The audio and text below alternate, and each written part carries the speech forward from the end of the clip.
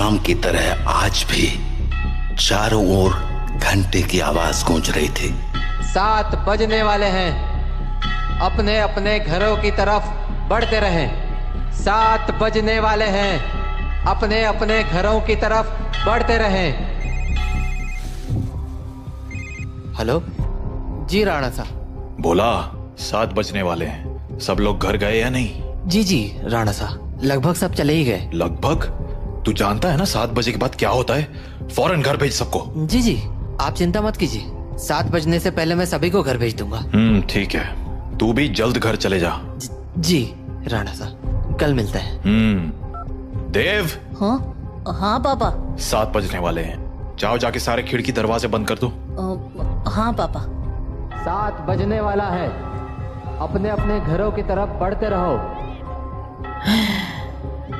हे चढ़ोरे सब, दुकान बंद हो गई अब। अरे काकी चाय तो पिला दे। रे बावड़े, घंटी की आवाज ना सुनी के तेने? 7 बजन को है, जल्दी से घर निकल वरना। अरे बुढ़िया तू बहुत सोचती है, ये सब बस फालतू की बातें हैं, इतना दिमाग मत लगाया कर। बब्बन बेटे, थारे से बहस करने का समय ना है हमारे पास। बेहतर होगा कि 7 बजने से पहले तू अपने घर पहुंच जा, क्योंकि अगर रास्ते में वो मिल गए ना तो दोबारा यहाँ मत आइयो, क्योंकि मैं दरवाजा ना खोलूंगी, समझ गया? जा यहाँ से अब। हाँ जाता हूँ। हाँ बोलो राणा सा। काकी सब लोग घर चले गए ना? हाँ सब चले गए। ठीक है, आप भी याद से खिड़की दरवाजे बंद कर लेना। रोज फोन करके यही बोले है तू। अरे 7 महीनों से गांव में कुछ ना हुआ तो अब क्यों जावेगा? 7 महीने पहले जो हुआ था वो दोबारा भी हो सकता है, इसलिए सावधानी जरूरी है। पापा। हाँ? सारे खिड़की दरवाजे लगा दिए। और पर्दे लगाए? पर्दे क्यों? खिड़कियां लगा तो दी हैं, और वैसे भी वो लोग तो तभी अंदर आ सकते हैं ना जब उन्हें अंदर बुलाया जाए, तो फिर। देव, होश में हो? ये क्या बोल रहे हो? अरे हम पर्दे उनसे छिपने के लिए थोड़ी लगाते हैं, बल्कि इसलिए लगाते हैं ताकि हम उन्हें ना देख सके, उनसे बात ना कर सके और उनके बहकावे में ना आ सके। ऐसी गलती बहुत से लोगों ने की थी, उनके साथ क्या हुआ ये पूरा गांव जानता है, इसीलिए अच्छा होगा कि हम वो गलतियां ना दोहराएं। पापा, क्या मम्मी के साथ भी ऐसा ही कुछ हुआ था? क्या वो भी? 7 बज गए, जाओ जल्दी से जाके पर्दे लगा दो, वो लोग अब आते ही होंगे। हाँ। तो राणा साह की बात मानकर देव खिड़कियों पर पर्दे लगाने के लिए चला गया, पर अभी वो पर्दे लगा ही रहा था कि उसने ऐसा कुछ देखा जिससे उसके होश उड़ गए। देव बेटा। मम्मी, आप? हाँ बेटा, मैं ही हूँ। पर आप यहाँ कैसे? तुमसे मिलने आई हूँ बेटा। हाँ, पर आप तो मर गए थे ना?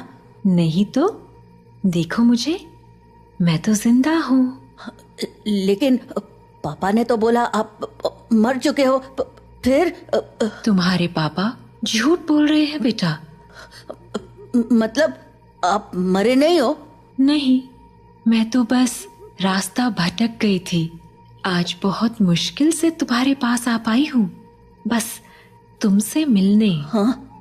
सच्ची? हाँ बेटा, हाँ। अब चलो मुझे अंदर आने दो, 7 बज गए हैं, वो लोग आते ही होंगे। हाँ, मैं पापा को बोलता हूँ। नहीं, पापा को क्यों बुला रहे हो? वो मुझे देख तो पाएंगे नहीं, और जब तक मैं उन्हें समझाऊंगी तब तक तो बहुत देर हो जाएगी, इसलिए तुम ही जल्दी से दरवाजा खोल दो, जाओ। पर पापा ने 7 बजे के बाद दरवाजा खोलने से मना किया है। बेटा, मेरे पास ज्यादा वक्त नहीं है, मैं ज्यादा देर तक बाहर नहीं रह सकती। तुमने दरवाजा नहीं खोला तो? नहीं, मैं खोलता हूँ। थैंक यू बेटा। तो देव अपने घर के दरवाजे पर पहुंचा और दरवाजा खोल दिया, पर जब सामने कोई नहीं देखा तो उसने अपनी मम्मी को आवाजें लगानी शुरू की। मम्मी मम्मी अरे मम्मी कहाँ गई? मम्मी कहाँ हो? जल्दी आओ ना। देव, पापा तुमने दरवाजा क्यों खोला है? देव बेटा। मम्मी। देव मम्मी को अपनी ओर आते देख ही रहा था कि तभी राणा सा ने एकदम से लाइट्स बंद कर दी और लाइट के अचानक बंद होते ही देव पीछे पलटा तो उसके सामने अंधेरे में राणा सा खड़े थे जो देव को चुप रहने का इशारा कर रहे थे। देव बेटा, अरे कहाँ चले गए तुम? देखो मैं आ गई। मम्मी से नहीं मिलोगे? देव, देव। नंदिनी देव को आवाज लगा रही थी पर वो वहां था ही नहीं क्योंकि राणा सा ने उसे बगल वाले कमरे में छिपाकर दरवाजा बंद कर दिया था। पापा बाहर मम्मी थी और देव शांत हो जाओ, मैंने कहा था ना तुम्हारी मम्मी मर चुकी है। पर पापा उन्होंने बोला वो जिंदा है और देव बेटा, तुम अंदर हो ना? दरवाजा नहीं खोलोगे? तुम्हारी मम्मी आ गई। दरवाजा खोलो बेटा। पापा। कोई आवाज मत करो। लेकिन पापा मुझे मम्मी से मिलना है। तुम्हें अगर सच में लगता है कि वो तुम्हारी मम्मी है तो उनसे कल सुबह मिल लेना, ठीक है? पर अभी के लिए शांत हो जाओ। राणा सा, ओ राणा सा, अरे मिलने दो ना मुझे देव से। कब तक झूठ बोलोगे उससे कि मैं मर चुकी हूं? राणा सा, आप सुन रहे हो ना? पापा। बेटा बिल्कुल भी ध्यान मत दो और आंख बंद करके सो जाओ। पर पापा मम्मी ये क्या बोल रही हैं? शांत रहो देव, कल सुबह मैं तुम्हें सब समझा दूंगा। पर अभी के लिए चुपचाप आंखें बंद करो और सो जाओ। तो देव अपने पापा के कंधे पर सर रखकर सो गया और जब सुबह हुई तो राणा सा देव को आवाज लगाते हुए बोले, देव उठ जाओ, सुबह हो गई है। हाँ सुबह हो गई तो मम्मी से मिल सकते हैं ना अब? आओ मेरे साथ, तुम्हें तुम्हारी मम्मी से मिलाता हूं। लेकिन जैसे ही दोनों कमरे के बाहर आए वहां कोई नहीं था। हाँ मम्मी कहाँ गई? मैंने कहा था ना कि वो तुम्हारी मम्मी नहीं थी। पापा वो मम्मी जैसे ही बात कर रही थी। बेटा मैंने समझाया था ना तुम्हें, पर्दे लगाने के पीछे की सबसे बड़ी वजह यही है कि हम उन्हें देख ना पाए, उनकी बातों में ना आ पाए, जैसे कल तुम आ गए। पर वो बोल रही थी कि वो मरी नहीं है, जिंदा है। अगर वो मर गई है तो यहाँ कैसे आ गई? एक काम करो, मेरे साथ आओ। हाँ कहाँ पापा? बस चलो मेरे साथ, तुम्हें कुछ दिखाना है। तो उसके बाद वो दोनों गांव के लगभग बाहर चले आए और वहां पहुंचते ही देव बोला, पापा हम लोग यहाँ क्यों चले आए? बताता हूं, पर पहले आसपास देखकर ये बताओ कि यहाँ क्या दिख रहा है तुम्हें? यहाँ तो कुछ भी नहीं है। आसपास बहुत सारे पेड़ हैं, सामने गांव से बाहर जाने का रास्ता है और पास में बब्बन भैया का घर है। तुम्हें कहीं पर कोई बस दिख रही है क्या? हाँ वो उस तरफ एक पुरानी सी बस है। क्यों? बेटा ये वही जगह है जहां तुम्हारी मम्मी की मौत हुई थी। हाँ उस दिन हमें शहर से लौटने में देरी हो गई थी और गांव पहुंचते पहुंचते सुबह के 4 बज गए। सूरज निकलने में थोड़ा वक्त था तो गांव के सभी घरों की खिड़की दरवाजे बंद ही थे, इसीलिए सुबह होने तक हमारे पास झाड़ियों में छिपे रहने के अलावा कोई चारा नहीं था। हम लोग एक झाड़ के पीछे छिपे ही थे कि मैंने तुम्हारी मम्मी की एक आवाज सुनी। नंदिनी क्या हुआ? राणा सा, उन्होंने हमें देख लिया है, हमें कहीं और जाना पड़ेगा। हाँ पर कहाँ? आसपास कोई घर है? घर तो है पर मुझे नहीं लगता कि अभी कोई दरवाजा खोलेगा। तो अब क्या करें? वहाँ एक पुरानी सी बस है, हम उसमें जाकर छिप सकते हैं। हाँ ठीक है चलो। तो हम दोनों फटाफट उस बस के पास पहुंच गए। पर फिर क्या हुआ? मैं तो बस के अंदर चला गया, पर तुम्हारी मम्मी मेरे पीछे नहीं आ पाई, क्योंकि वो बाहर खड़े होकर किसी से बात करने लगी। क्या हुआ बेटा, क्यों रो रहे हो? आंटी, मुझे बहुत डर लग रहा है। मैं बाहर छूट गई हूँ। मेरा घर बहुत दूर है। अरे बेटा रो मत, एक काम करो, मेरे पास आओ, हम लोग इस बस में छिप जाएंगे, फिर वो लोग हमें नहीं ढूंढ पाएंगे। सच में आंटी, कोई नहीं ढूंढ पाएगा? हाँ हाँ पक्का, कोई नहीं ढूंढ पाएगा, आ जाओ।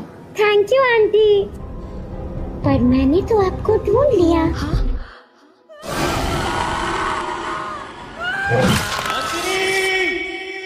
मैं नंदिनी को बचाने के लिए बस के बाहर जाने लगा, पर तब तक बहुत देर हो चुकी थी। बस को उन लोगों ने चारों तरफ से घेर लिया था। हेलो अंकल, बाहर आओ ना, खेलो हमारे साथ।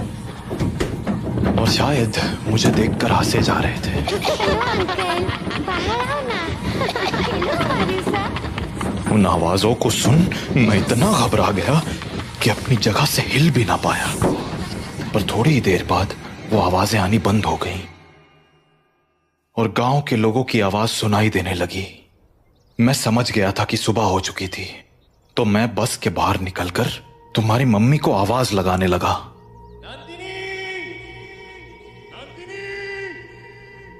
पर वहां अब कोई नहीं था। मैं कई दिनों तक उसके लौटने का इंतजार करता रहा, पर वो नहीं लौटी। फिर जब गांव वालों ने मुझे बताया कि रात 7 बजे के बाद उन बाशिंदों के साथ नंदिनी भी शिकार पर आती है, तो मुझे इस गांव का एक गहरा राज समझ आया। क्या राज? यही कि जो लोग रात को इस गांव में आते हैं वो इसी गांव के रहने वाले थे, पर उनकी मौत के बाद वो ऐसे बन गए। मतलब कल जिसे मैंने देखा वो तुम्हारी मम्मी नहीं थी बेटा, क्योंकि मरे हुए लोग वापस नहीं आया करते, इंसान बनकर तो बिल्कुल नहीं।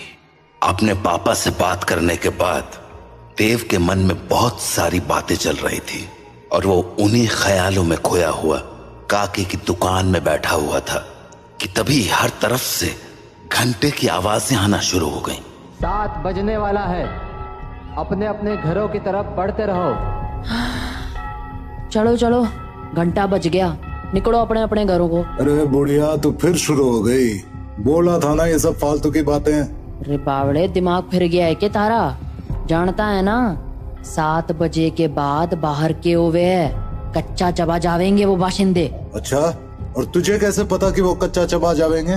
क्योंकि आज तक जो भी रात को बाहर रुका है वो मारा ही गया है। अच्छा, फिर थारा राणा सा कैसे बच गया?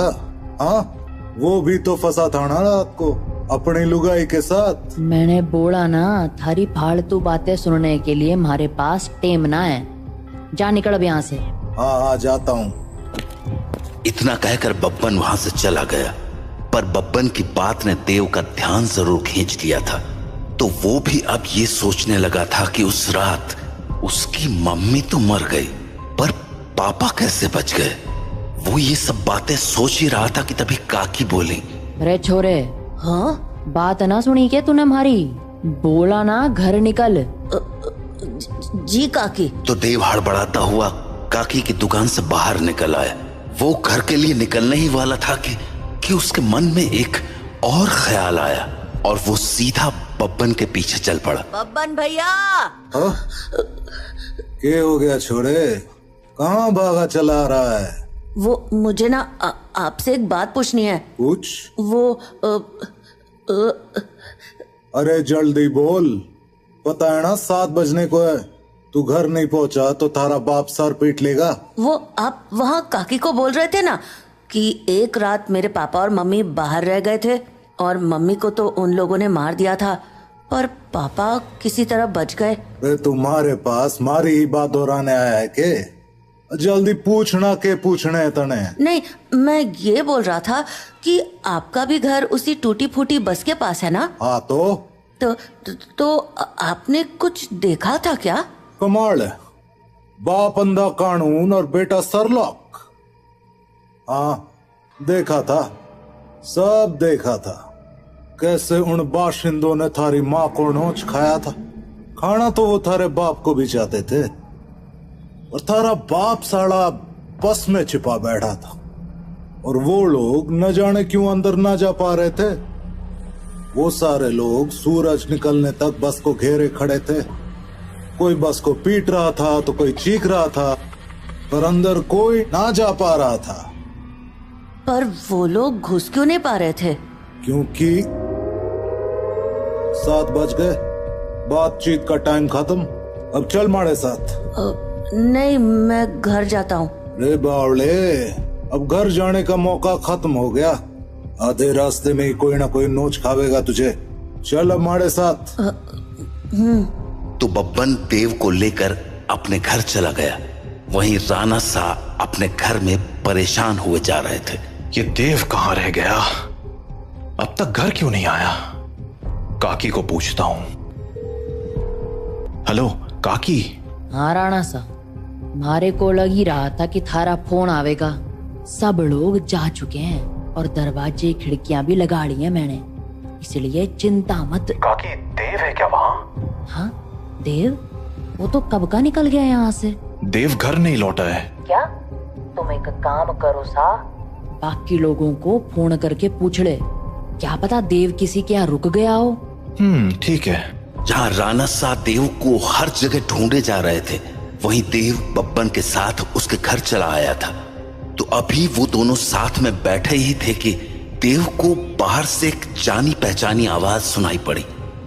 बब्बन, ओ बब्बन, देख मैं आ गई। ये तो मेरी मम्मी की आवाज है। सही पहचाना छोड़े, तारी मम्मी ही है बाहर। अब एक काम कर, यहीं रुक और यहाँ से तमाशा देख। तो बब्बन खिड़की के पास गया और पर्दे हटा दिए। हाँ छोरी, बुला रही थी ना मने, ले देख मैं आ गया। कितना इंतजार कराता है तू। इंतजार? अरे अभी तो आई तू। मैं तो रोज ही आती हूँ, तू मुझसे कभी मिलता ही नहीं। अरे थारे से तो रोज बात करूँ हूँ मैं। हाँ, पर मिलने का मतलब बस बात करना थोड़ी होता है, करीब भी तो आना होता है ना। अच्छा, मारे करीब आना साथा ने। और नहीं तो क्या, खोल ना दरवाजा। कमाल है छोरी, तू भी अपने राणा सा को इतनी जल्दी भूल गई। जो राणा सा देखेंगे नहीं, वो उन्हें पता कैसे चलेगा। कमाल है तू भी। वैसे थारे बेटे का क्या, वो तो देख सके है ना। ओफो बब्बन, तू भी ये क्या बातें करने लगा। हम दोनों के बीच में किसी दूसरे का क्या काम। जाना, दरवाजा खोल देना, मुझे तेरे से अच्छे से मिलना है। अच्छा चल ठीक है, खोल ही देता हूँ दरवाजा अब। तो बब्बन दरवाजा खोलने जा ही रहा था कि देव बोला, बब्बन भैया दरवाजा मत खोलना, वो मेरी मम्मी नहीं है। अरे यो बात तो मने भी पता है, यो थारी माँ तो अब बिल्कुल ना रही। अरे बब्बन भैया मैं सच कह रहा हूँ, वो इंसान नहीं है। वो इंसान है या नहीं ये तुझे अभी पता चल जाएगा, तू बस देखता जा। तो इतना कहकर बब्बन ने दरवाजा खोल दिया और सामने खड़ी नंदिनी से बोला, हाँ छोरी, मिलना था ना तने मारे से, आजा अंदर आजा। बब्बन की बात सुनकर देव के तो होश ही उड़ गए, पर तभी कुछ अजीब हुआ। उसने देखा कि उसकी मम्मी दरवाजे पर तो खड़ी थी, पर दरवाजे से अंदर नहीं आ रही थी। क्या हो गया, रुक क्यों गई, आजा अंदर। नंदिनी कुछ देर तो वैसे ही खड़ी रही, पर फिर बोली, तू बाहर क्यों नहीं आ जाता बब्बन, मैं तुमसे यहीं मिल लूंगी। अरे अभी तो अंदर बुलाने को कह रही थी, अब बाहर बुला रही। देख छोरी, आना तो तुझे ही पड़ेगा, अब सोच ले। तू भी ना बब्बन, कितना इंतजार कराएगा, आ जाना बाहर। नंदिनी के जवाबों को सुनकर देव के मन में बहुत सारे सवाल उठने लगे थे, जैसे कि उसकी मम्मी घर के अंदर क्यों नहीं आ रही थी, और वो बार बार बब्बन को बाहर आने को क्यों कह रही थी। देव धीरे धीरे बब्बन के पास पहुंच गया, पर इससे पहले कि वो बब्बन से कुछ पूछता, उसे नंदिनी ने देख लिया और वो बोली, अरे बेटा देव, तुम भी यहाँ हो? आओ ना, मम्मी से नहीं मिलोगे? कल हम मिल नहीं पाए थे ना? आ जाओ, आज मिलते हैं। देखो, बाहर तुम्हारे साथ खेलने के लिए इतने सारे बच्चे भी हैं। हम खूब मजे करेंगे। आ जाओ बेटा। नंदिनी और उसके साथ उन बच्चों की टोली को देखकर देव को डर तो बहुत लगा, पर उसने नंदिनी की बातों पर ध्यान न देते हुए बब्बन से पूछा, बब्बन भैया, दरवाजा तो खुला है और आपने मम्मी को अंदर आने को भी बोल दिया है, फिर वो अंदर क्यों नहीं आ रही हैं? और ये बच्चे भी बाहर ही खड़े हैं, क्यों?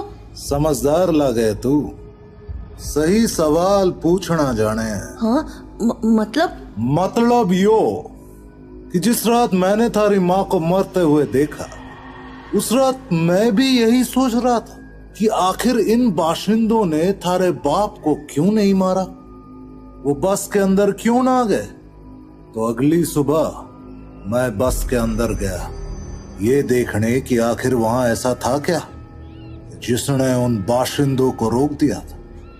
पहले तो मुझे कुछ समझ नहीं आया, पर फिर मुझे जवाब मिल गया। क्या जवाब? वो देख। हाँ? यो है रुद्राक्ष की माला।